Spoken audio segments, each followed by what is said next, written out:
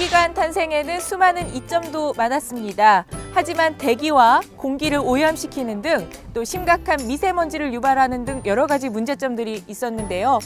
대형 선박에서 나오는 미세먼지는 이미 규제에 들어갔고 건설 현장 장비는 매연과 미세먼지가 없는 친환경으로 대체되고 있습니다.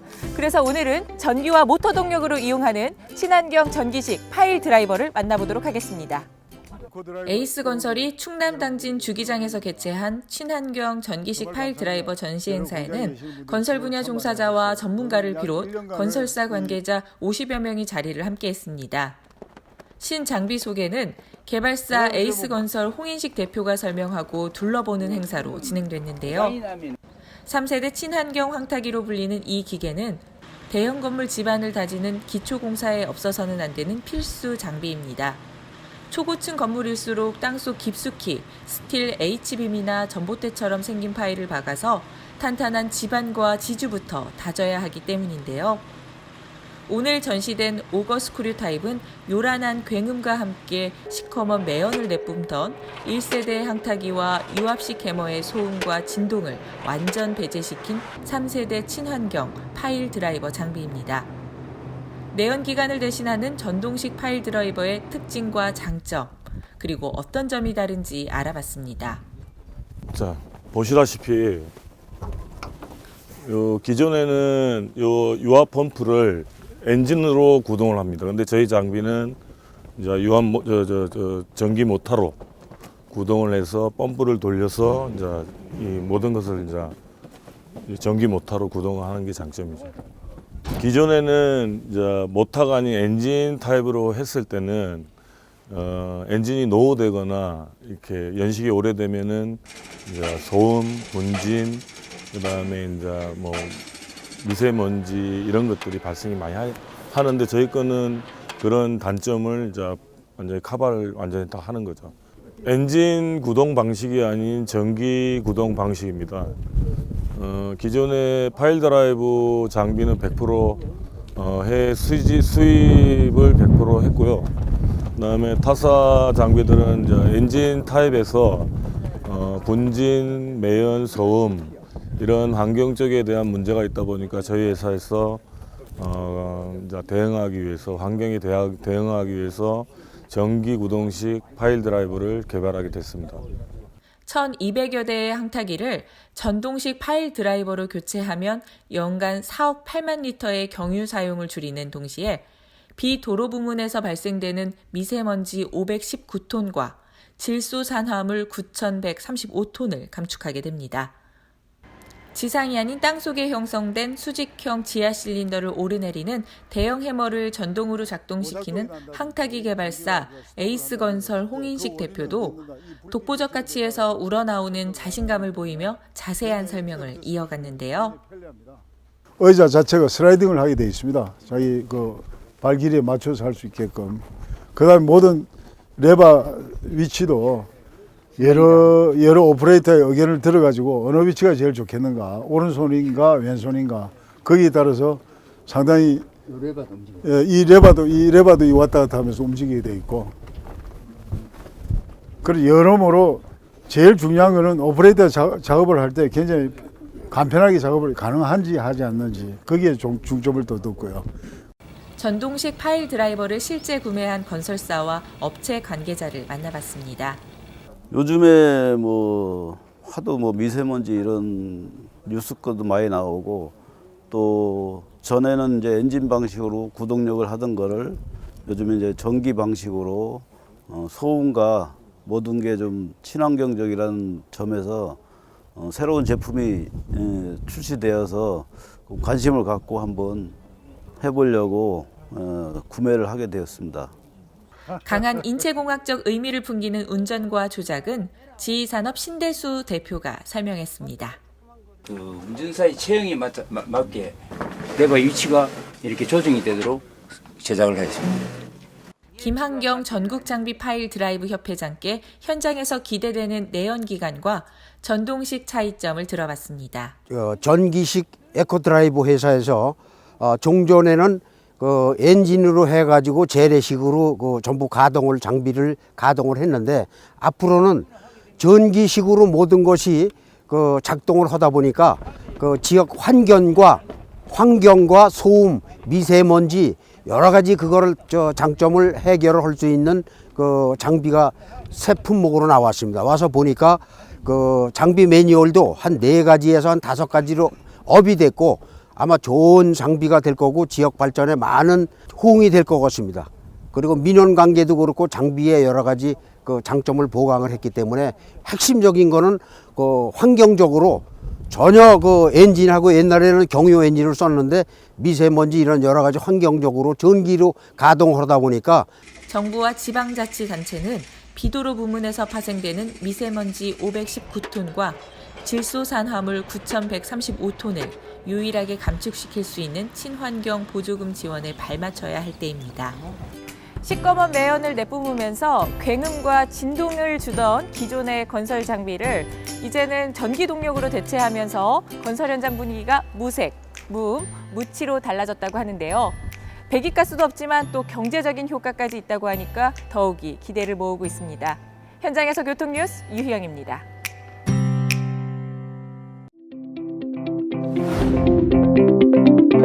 Car TV News, your view to the road and the environment.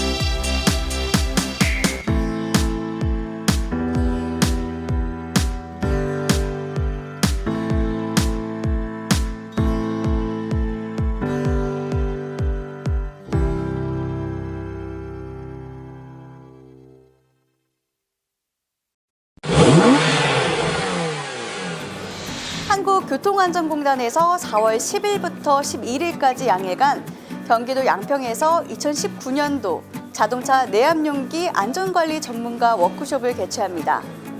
이 워크숍에서는 지난해 내압용기 안전관리 성과를 진단하고 또 앞으로 수소차 활성화 방안도 논의한다고 하는데요.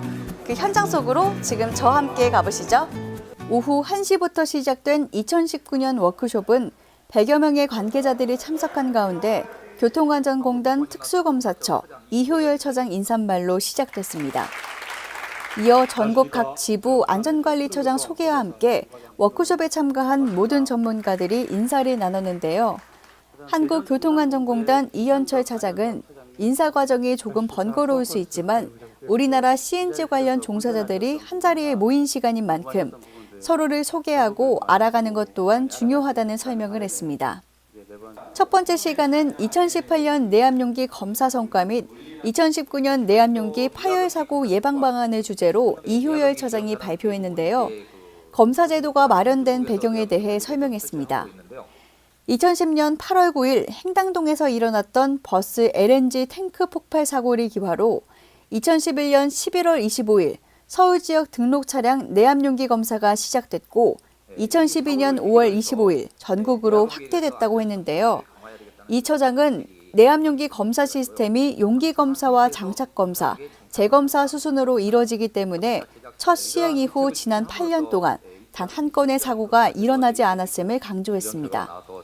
이효열 처장을 만나 자세한 이야기 들어봤습니다.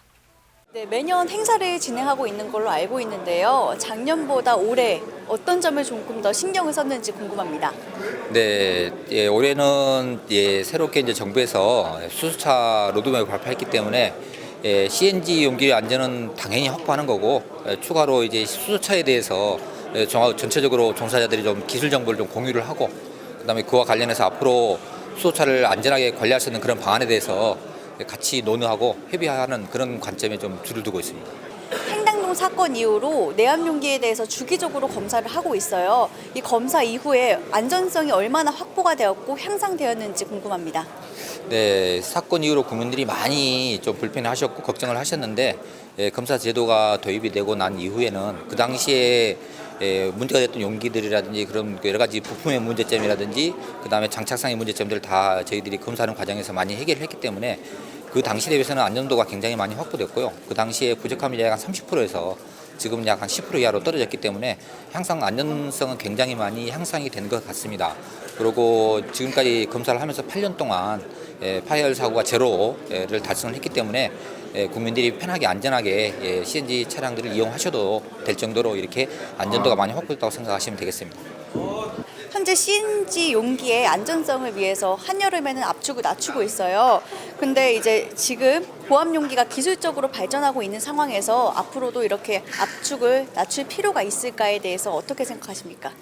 네, 지금까지는 안전을 위해서 한여름철에는 감압을 하는 그런 이제 그 제도를 시행을 하고 있었는데요. 지금 이제 용기의 안전성이 많이 확보됐고 또 저희들도 검사를 철저히 하고 있고 여름철마다 또 특별 안전 점검을 하고 있기 때문에 여름철에 크게 걱정을 안 하셔도 될 것 같고 다만 감압과 관련해서는 이제 여러 가지 업계의 여러 가지 불편이라든지 그런 부분이 문제가 있어서 정부에서도 관련해서 지금 용역을 추진을 했고요. 용역 결과에 따라서 정부에서 지금 감압 충전의 필요성이라든지 그런 부분들을 지금 검토를 하고 있습니다. 그래서 저희들도 정부와 협조를 해서 감압과 관련된 부분이 과연 필요한지 아니면 어느 정도 유지를 해야 되는지에서 합리적으로 검토를 하도록 이렇게 정부와 적극 협조하도록 이렇게 하겠습니다. CNG 부품 특성과 안전성을 어필한 현대자동차 황인흥 차장은 CNG 연료장치 부품에서 수리 부품과 비순정품을 썼을 때 나타나는 문제점을 분석해 다양한 분량을 확인했다고 말했는데요. 황 차장은 이어서 수리 부품과 비순정품을 식별하는 방법을 설명했고 각 부품 협력사가 할 수 있는 안전 확보를 당부했습니다. 이어서 수소전기차 기술 개발 현황을 설명한 현대자동차 김성균 부장은 점차 강화되는 환경 및 연비 규제 등 바뀌는 패러다임에 따라 현대와 기아자동차의 미래 모빌리티 방향성이 정해졌다고 말문을 열었습니다. 친환경차 개발 전략에서 내연기관 연비 향상 기술은 하이브리드, 무공해 차량으로 가닥을 잡았고 미래는 수소에너지와 재생에너지 결합을 통한 저탄소와 탈탄소 에너지 전환이 확산될 것이라고 내다봤는데요. 2013년 세계 최초로 양산한 수소전기차 투싼 IX와 차세대 수소전기차 넥소의 양산 개발을 통해 수소기술 안전성 등 27개 항목 평가에 더해 자체 평가를 병행하고 있다고 전했습니다. 일본과 호주, 중국의 개발 동향을 살펴본 후 이어진 수소 충전소 질문에 대해 김성균 부장은 도심의 220개 수소 충전소 구축을 위해 환경부와 지자체가 부지 확보에 나섰고 국토교통부도 고속도로와 국도에 설치될 수소 충전소를 협의하고 있다고 말했습니다. 네 번째는 메가파스칼 김태욱 박사가 소개하는 복합재 수소 내압 용기, 토프레그 와인딩 기술에 대한 발표인데요. 수소전기차를 구조적으로 봤을 때 고압 탱크에 가장 큰 안전성이 연관돼 있을 것으로 생각하기 때문에 오늘 발표가 조금은 지역적 주제일 수 있다면서 서두를 열었습니다. 오늘의 주요 안건인 내압용기 검사와 장착 검사를 비롯 재검사와 관련된 세부 기준과 시험 방법 등은 2012년 8월 20일 국토교통부 고시로 재정 공포됐는데요. 사고 직후 안전대책으로 여름철에는 정량 충전인 207바보다 10% 낮추는 권고안이 마련됐지만 아직은 강제 규정이 아닙니다. 그래서 운수회사 입장을 들어봤습니다. 네, CNG 용기 안전성을 위해서 여름에는 감압을 진행하고 있습니다. 운수업에서는 이 감압의 필요성에 대해서 어떻게 생각하시나요? 저희 회사 입장으로서는요, 장거리 노선을 뛰기 때문에 이렇게 장거리 노선 같은 경우에 하루에 4탕을 이렇게 다니는데 보통 2탕을 뛰고 가스를 충전하기 때문에 그렇게 되면 한 30% 남습니다.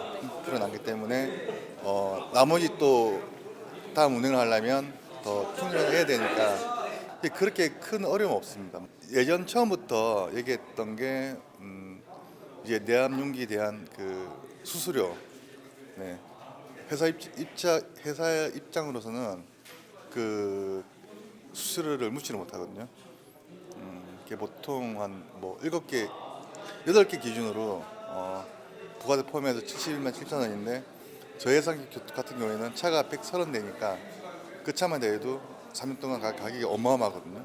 솔직히 검사 때문에 우리 이렇게 이 용기도 조금 더 안전하게 안전하게 관리할 수 있고 조금 더 신경을 쓰기 때문에 더 안전하다고 볼 수 있고요. 그리고 약간 검사를 할 때 약간 아쉬운 점은 너무 시간이 오래 걸린다는 거죠. 한 대당부터 한 4시간. 수수료 같은 거 좀 지원을 해가지고 그냥 좀 편하게 받을 수 있게. 감압을 하면 주행거리가 짧아지는 만큼 장거리 운행 노선과 광역버스는 영향을 받을 수밖에 없지만 시내를 운행하거나 단거리 노선버스는 큰 애로사항이 없다고 하는데요. 안전을 우선하는 국토교통부는 감압 유지와 폐지를 선뜻 결정할 수 없을 것 같습니다.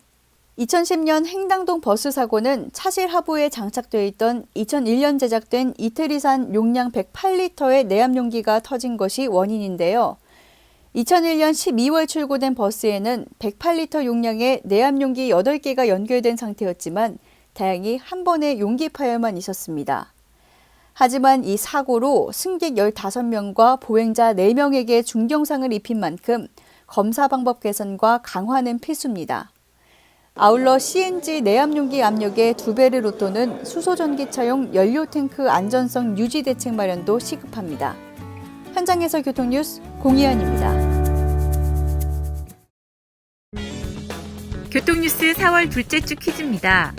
중간 단계인 신용카드사와 벤사를 거치지 않아 소상공인이 부담하는 수수료가 0%대 결제 방식을 채택한 가맹점이 서울에서 10만 호점을 돌파했는데요. 이 결제 방식은 무엇일까요? 정답을 아시는 분은 카티비뉴스.com 퀴즈 게시판에 올려주시기 바랍니다. 당첨된 시청자께는 카레스 자동차 케미컬 세트를 보내드립니다. 지난주 당첨자는 경남 거제시 김연혜님입니다. 시청자 여러분의 많은 참여 부탁드립니다.